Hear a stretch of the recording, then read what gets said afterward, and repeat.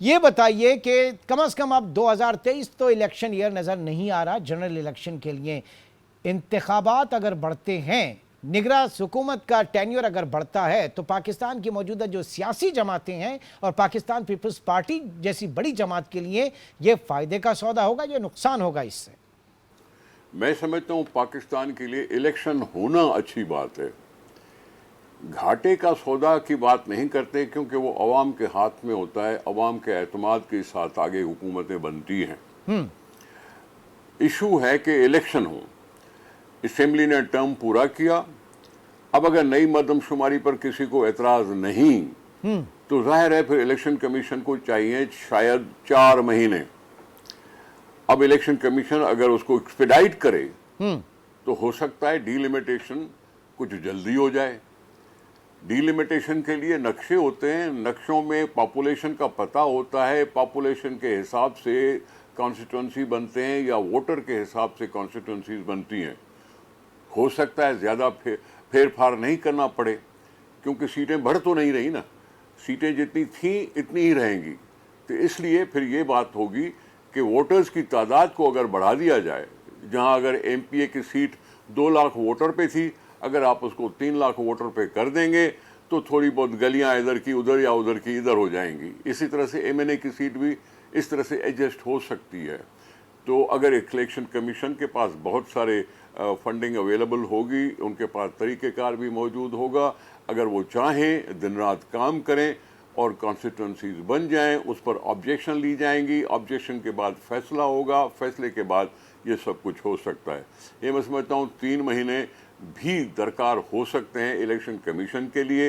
ये 3 महीने में ये डिलिमिटेशन हो जाए, फिर 45 डेज चाहिए आपको इलेक्शन के लिए। तो ये 4 महीने 4.5 महीने तक ये सारा काम हो सकता है। But sir, there are so many ifs and buts. As you said कि अगर किसी को तहफ़्फ़ुज़ात नहीं है, तो तहफ़्फ़ुज़ात जो है वो सीएम सिंध को भी थे, तहफ़्फ़ुज़ात एमक्यूएम को भी थे, तहफ़्फ़ुज़ात और जमातों को भी थे। मरदमशुमारी के हवाले से फिर अचानक यकायक क्या हुआ कि काउंसिल ऑफ कॉमन इंटरेस्ट के अंदर जो है ये मुत्तफ़िक़ा तौर पर इसको मंजूर कर लिया गया। क्या वहाँ पर तमाम जो तहफ़्फ़ुज़ात थे उनका अज़ाला करने की बात हुई? भाई साहब, हम जो इस वक्त इलेक्शन किए हुए बैठे थे या बैठे हैं, ये भी तदादात का मजमुआ था। इस पर भी हमारे सख्त एतराज़ात थे। इलेक्शन तो हो गई ना। इलेक्शन के लिए कॉन्स्टिट्यूशनल अमेंडमेंट करनी पड़ी और उसके कहा गया कि 1 टाइम इलेक्शन इस पुरानी मरदमशुमारी पर प्रोविजनल आर्जी लिस्ट पर हो जाने चाहिए। उसको इमरान खान वालों ने परमानेंट कर दिया।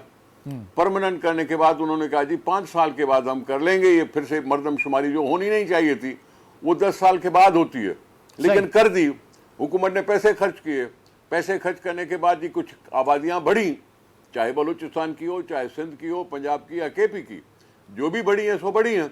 अब उस पर डिलिमिटेशन कर रही हैं, उसमें और कोई बात तो खैर नहीं है। अब क्योंकि सीसीआई का फैसला आ चुका है, इसलिए मैं भी मजबूर हूं ये कहने के लिए कि उम्मीद रखो कि यहाँ 2023 में ही इलेक्शन हो जाएं।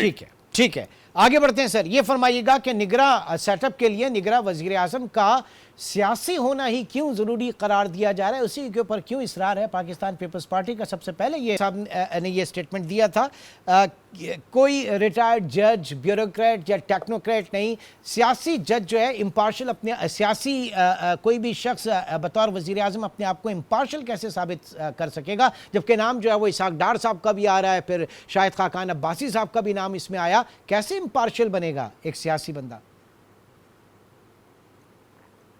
देखें, बात सुने, जब कोई इलेक्टेड प्राइम मिनिस्टर होता है तो फिर तो वो खुद ही खड़ा हो जाता है कैंडिडेट के तौर पर, उसको वोट मिल जाते हैं, वो प्राइम मिनिस्टर बन जाता है। ये होगा नॉमिनेटेड या appointed prime minister. Appointed prime minister के लिए मुख्तलिफ तरीके आजमाए गए हैं। सियासतदानों को भी आजमाया गया है, जजों को भी आजमाया गया है, टेक्नोक्रेट्स को भी आजमाया गया है, ऑफिसरान को भी आजमाया गया था जो रिटायर अफसरान है। जैसे पिछली इलेक्शन में यहाँ साबिक चीफ सेक्रेटरी चीफ मिनिस्टर बने थे। तो इस तरह से आजमाया गया हुआ है, ये सब कुछ चलता रहता है। अब हमारा फर्ज बनता है कि जी हमारे मौक़िफ़ क्या है कि जी एक न्यूट्रल सेटअप होना चाहिए। अब न्यूट्रल होना भी बहुत बड़ी बात है, क्योंकि हर एक तो वोट देता है ना, तो वोट देता है तो किसी न किसी को वोट देता होगा, तो न्यूट्रलिटी का ढूंढना थोड़ा सा मुश्किल होता है, इसलिए ये टाइम लगता है। बाकी आइन में उसका तरीक़ेकार वाज़ा कर दिया गया है कि जी लीडर ऑफ अपोजिशन और लीडर ऑफ द हाउस किसी नाम पे मुत्तफिक हो जाएं। अगर वो मुत्तफिक न हो सके तो पार्लियामानी कमेटियां बने अपोजिशन की और हुकूमती, और फिर वो किसी पर इत्तेफाक राय पैदा करें। अगर वो भी नहीं कर सकती तो इलेक्शन कमीशन को अख्तियार दिया जाए कि वो किसी को अपॉइंट कर दे। ये तरीक़ेकार दिया गया है, और जब डिस्कशन में बात आएगी तो मैं समझता हूँ कोई ना कोई नाम निकल ही आता है। ठीक है सर, आगे बढ़ते हैं। ठीक है, एक पॉजिटिव अप्रोच के साथ आगे बढ़ते हैं और निगरान हुकूमत जो है वो भी आती है और फॉरेन इलेक्शन की तरफ चल जाती है, सारी चीज़ें करके। क्या इस वक्त नैरेटिव है पाकिस्तान पीपल्स पार्टी के पास? मैं हुकूमत की बात नहीं कर रहा, मैं पीपल्स पार्टी की बात कर रहा हूँ। आवाम के पास जाने के लिए, अपने वोटर सपोर्टर के पास जाने के लिए। महंगाई इस वक्त उरूज के ऊपर है, बेरोजगारी, मुफलिसी पाकिस्तान में आप देख रहे हैं। ऐसा क्या है इस वक्त के जाके कारकर्दगी की बुनियाद के ऊपर जो है वो वोट मांगा जाए, क्योंकि आप पार्टनर तो हैं इस वक्त इस कोalition गवर्नमेंट का। मैं गुजारिश करूं, अगर महंगाई की बात करते हो तो महंगाई में ये 5 साल दौर में 2 हुकूमतें रहीं और दोनों ने महंगाई को कंट्रोल नहीं कर पाई। इमरान खान भी नाकाम हो गया और ये हुकूमत भी कुछ कर नहीं पाई। अब महंगाई का इशू तो पाकिस्तान का हो गया। ये हुकूमत कह रही है कि हम IMF से डील कर पाए, हमारी मईशत कुछ ना कुछ बेहतर होने की उम्मीद हो गई है। इमरान खान को ये कहने का भी मौका नहीं था, उसको तो रिफ्यूज़ किया गया था IMF के। IMF को उन्होंने खुद धोखा दिया अपनी जगह पे। तो ये महंगाई तो जो भी जमातें हुकूमत में आज बैठी हैं या उससे पहले जो हुकूमत थी, वो सब महंगाई के मुर्तकब हुए हैं, कंट्रोल नहीं कर पाए, कम नहीं कर पाए, और ये सारा सिलसिला पाकिस्तान के लिए हो गया। रही कारकर्दगी की बात, कारकर्दगी में हम हैं सिर्फ सिंध में, और पिछले 15 साल से हैं, और 15 साल से हम हर इलेक्शन में बेहतरी में आते रहते हैं। 2007 या 8 में, फिर 2013 में बढ़े, फिर 2018 में हमारी तादाद बढ़ी।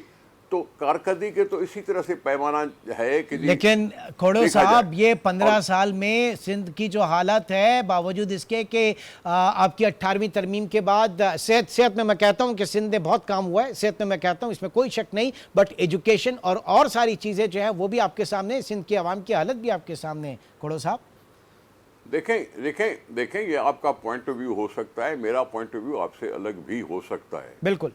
हमने अपने तौर पर जितनी रिक्वायरमेंट थी, जितनी फंडिंग अवेलेबिलिटी थी, हमने कुछ ना कुछ किया ज़रूर है और लोगों को एहसास है उस चीज़ का। इसी वजह से जो रिस्पांस मिलता है वो पहले से बेहतर रहा।